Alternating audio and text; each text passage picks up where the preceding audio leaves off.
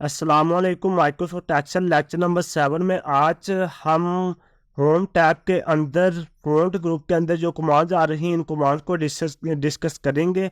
इससे पहले थोड़ा सा मैं आपको अपने चैनल का ओवरव्यू दे दूं। आपने सिंपली क्या करना है, आपने अपने पीसी में का रोम ओपन करने के बाद इधर आके आपने जस्ट youtube.com लिखे तो आपने यूट्यूब को ओपन कर लिया। यूट्यूब सर्च करने के बाद आपने सर्च बार में जाना है और इधर आके हमारे चैनल का नेम टाइप करना है। तो व्यूअर्स, ये आपके पास फर्स्ट नंबर पे जो चैनल आ रहा है ये हमारा चैनल आ रहा है। आप इस चैनल पे क्लिक करें तो ये देखिए हमारा चैनल ओपन होके आ जाता है। अगर आप इस चैनल में के ऊपर नए हैं तो आप इस चैनल को सब्सक्राइब कर लीजिए ताकि हमारी आने वाला हर नया कोर्स जो भी हम इस चैनल पे अपलोड करें वो उसका नोटिफिकेशन आपको सबसे पहले मिले। तो आप मज़ीद in detail as a professional level में आप कंप्यूटर सीखें तो इधर मैं अगर वीडियोस में आऊँ तो आपको थोड़ा मैं दिखाता चलूँ। वीडियोस में ये देखें, मैंने कंप्लीट माइक्रोसॉफ्ट वर्ड का 30 लेक्चर्स है जो कि मैंने माइक्रोसॉफ्ट वर्ड का कंप्लीट कोर्स अपलोड किया हुआ है। आप हमारे इस चैनल से माइक्रोसॉफ्ट वर्ड बिल्कुल फ्री में सीख सकते हैं और एक प्रोफेशनल लेवल में आप माइक्रोसॉफ्ट वर्ड के अंदर वर्किंग कर सकते हैं। तो आइए हम माइक्रोसॉफ्ट एक्सेल में अपने मजीद टॉपिक की तरफ बढ़ते हैं। तो इधर आके प्रीवियस लेक्चर में जो हमने वर्किंग की थी इसे मैं डिलीट करता हूं। अब अगर होम टैब के अंदर फ्रंट ग्रुप के अंदर जो कमांड्स आ रही हैं अब अगर मैं इन कमांड के बारे में बात करूं, इन कमांड का एक डायरेक्ट एक लिंक या तल्लक है वो इन सेल के साथ है जिसमें हम टाइप करते हैं। Which is enter into the cell is more as the value. हर वो वैल्यू जो टेक्स्ट के तौर पर सेल के अंदर टाइप की जाती है वो हमारी वैल्यू है। एक न्यूमेरिक और दूसरी अल्फ़ाबेटिक है। अब जो अल्फ़ाबेटिक है या न्यूमेरिक है ये बेसिकली टेक्स्ट है। अब इस टेक्स्ट के ऊपर आपने जब जब भी फॉर्मेटिंग अप्लाई करवानी है बेसिकली फ़ॉन्ट का ग्रुप फॉर्मेटिंग के साथ तल्लक रखता है। ये जो आपके पास फ़ॉन्ट का ग्रुप आ रहा है ये फॉर्मेटिंग के साथ तल्लक रखता है। And but is formatting mean to make the text good looking and prominent. कि आप जितना भी टेक्स्ट टाइप करते हैं अगर आप टेक्स्ट को गुड लुकिंग करना चाहते हैं या प्रोमिनेंट करना चाहते हैं, ज़्यादा वजाहत में लेके आना चाहते हैं आना चाहते हैं, so that is called formatting. Formatting में हमारे पास डिफरेंट कमांड स्टार्ट होती हैं। फर्स्ट ऑफ ऑल ज़रूरी क्या है, आपके सेल में कोई ना कोई डाटा इंटर हो। आपने जब भी कोई फॉर्मेटिंग अप्लाई करवानी है तो उसके लिए आपके सेल में डाटा मस्ट बी इंटर। अगर आप डाटा इंटर नहीं करते तो आप कोई भी फॉर्मेटिंग अप्लाई नहीं करवा सकते। फॉर एग्जांपल मैं इधर आता हूँ, इधर आके मैं सेल के अंदर डाटा टाइप कर लेता हूँ लाइक मैंने सेल के अंदर आके ये वैल्यू टाइप की, ठीक है। अब ये मेरे पास क्या है, ये वैल्यू है कौन सी, अल्फ़ाबेटिक्स। अब इधर कुछ स्टूडेंट्स इधर आके डबल माइंडेड हो जाते हैं। वो मुझसे क्वेश्चन करते हैं कि सर हम सेल के अंदर वैल्यू टाइप करते हैं तो वो आगे जाके इन सेल्स में भी आ जाते हैं। अब देखें ये मैंने वैल्यू टाइप की तो ये मेरी सेल ए में भी आ रही है, बी में भी, सी में भी एंड डी में भी। अब इधर आपने सिंपली एक काम करना है, वो क्या करना है, आपने एक ही सेल में जब आपने कोई भी डाटा एंटर करना है तो आपने एक ही सेल में आपने डाटा एंटर करना है। तो अब मैंने इधर आके जिस तरह डाटा टाइप किया, अब एट द एंड जब मैं फॉर्मेटिंग करूंगा तो मैं बाद में इसके विड्थ वगैरह बढ़ा सकता हूँ, ठीक है। अब अगर मैं देखूं तो मेरे पास ये डाटा आ रहा है तो ये बी सेल में भी आ रहा है, सी में भी आ रहा है, डी में भी आ रहा है। अगर आप नोट करें मैं इधर आके बी सेल के ऊपर क्लिक करता हूं तो फार्मूला बार में देखें इधर आपका फार्मूला बार में जो सेल आ रहा है वो बिल्कुल ब्लैंक आ रहा है, कोई भी इधर डाटा एंटर नहीं है। इसी तरह मैं सी में आता हूँ, सी सेल भी आपका ब्लैंक है, डी सेल भी आपका ब्लैंक है। इसी तरह मैं वापस ए सेल में जाता हूँ तो इधर मेरे पास ये देखें ये डाटा मैंने अल्फ़ाबेटिक डाटा मैंने टाइप किया हुआ है।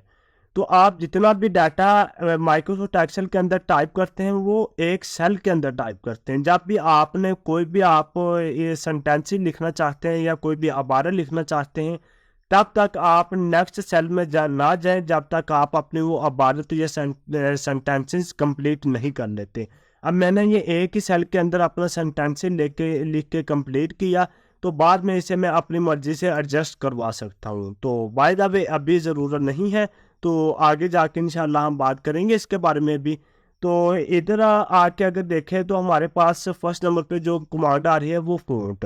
अब फ़ॉन्ट क्या है, फ़ॉन्ट की कमांड का क्या काम है, अगर आप थोड़ा इधर नोट करें, ये आपके पास डाउन एरो आ रहा है, इधर आके अगर आप सिंपली क्लिक करें तो आपके पास ये डिफरेंट फ़ॉन्ट्स आ रहे हैं, आपके पास एक ड्रॉप डाउन लिस्ट ओपन होती है। इसमें जिस तरह कैनबरा आ रहा है, कैलबरी आ रहा है, जैसा कि हम माइक्रोसॉफ्ट वर्ड में मैंने आपको बताया था कुछ स्टैंडर्ड फ़ॉन्ट इस्तेमाल होते हैं, Cambria, Calibri, like, Arial, Bookman, old style, एक हमने वर्टाना पढ़ा था, ठीक है ना। टाइम न्यू रोमन्स भी स्टैंडर्ड फ़ॉन्ट आपका इस्तेमाल होता है।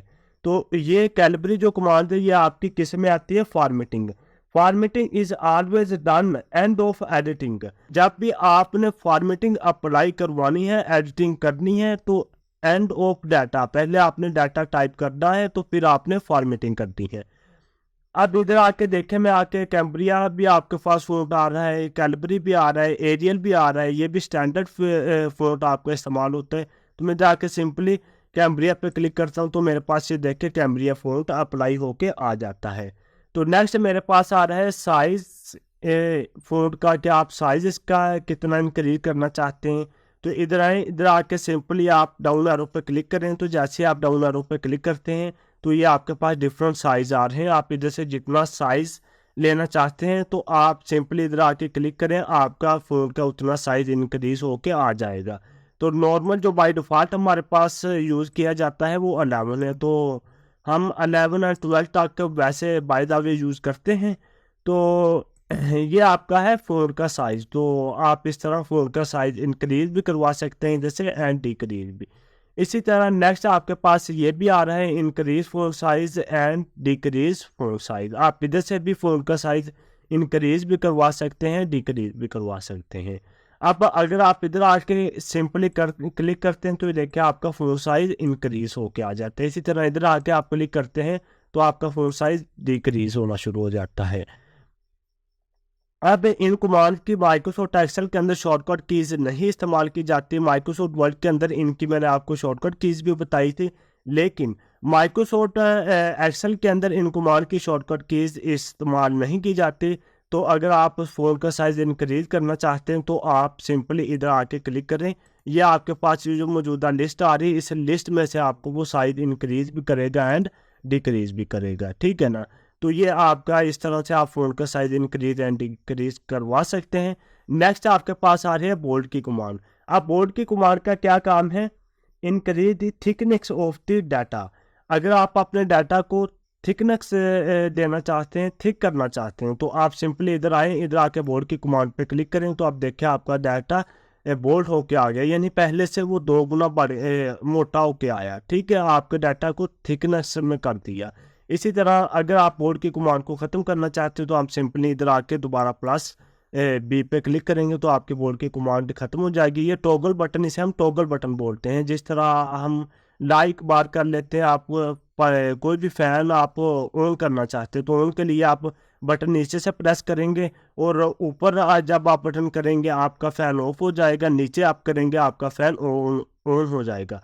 तो लाइक इधर ऑन ऑफ का कॉन्सेप्ट तो नहीं है। लाइक मैं बात करता हूँ, आप कोई भी एलसीडी या टीवी के रिमोट की बात कर लेते हैं तो रिमोट में एक ही बटन दिया होता है, वो टॉगल बटन होता है, उसी से आपका टीवी या एलसीडी ऑन होता है, उसी से आपकी एलसीडी ऑफ होती है। तो इसी तरह ये भी टॉगल बटन है, इसी से आपका टेक्स्ट बोल्ड भी होगा एंड बोल्ड अगर आप ख़त्म करना चाहते हैं तो इसी पे आप क्लिक करके ख़त्म करेंगे। इसके लिए शॉर्टकट की इस्तेमाल की जाती है Ctrl+B। अगर आप इसे बोल्ड करना चाहते हो तो आप सिंपली कीबोर्ड से Ctrl+B प्रेस करेंगे, आपका टेक्स्ट बोल्ड हो जाएगा। और इसके लिए 2 शॉर्टकट की इस्तेमाल की जाती है, एक है Ctrl+B और सेकंड है Ctrl+2। आप सिंपली कीबोर्ड से Ctrl+ और न्यूमेरिक की में आप 2 का बटन प्रेस करेंगे तो आपका टेक्स्ट बोल्ड हो जाएगा। अगेन आप Ctrl+2 प्रेस करेंगे तो आपकी जो कमांड है वो अप्लाई ख़त्म हो जाएगी। तो आई विश कि आपको इस क्लास की समझ आई होगी। इंशाल्लाह नेक्स्ट क्लास में हम मज़ीद आगे बढ़ेंगे। मुझे इजाज़त दीजिए। अल्लाह हाफिज़।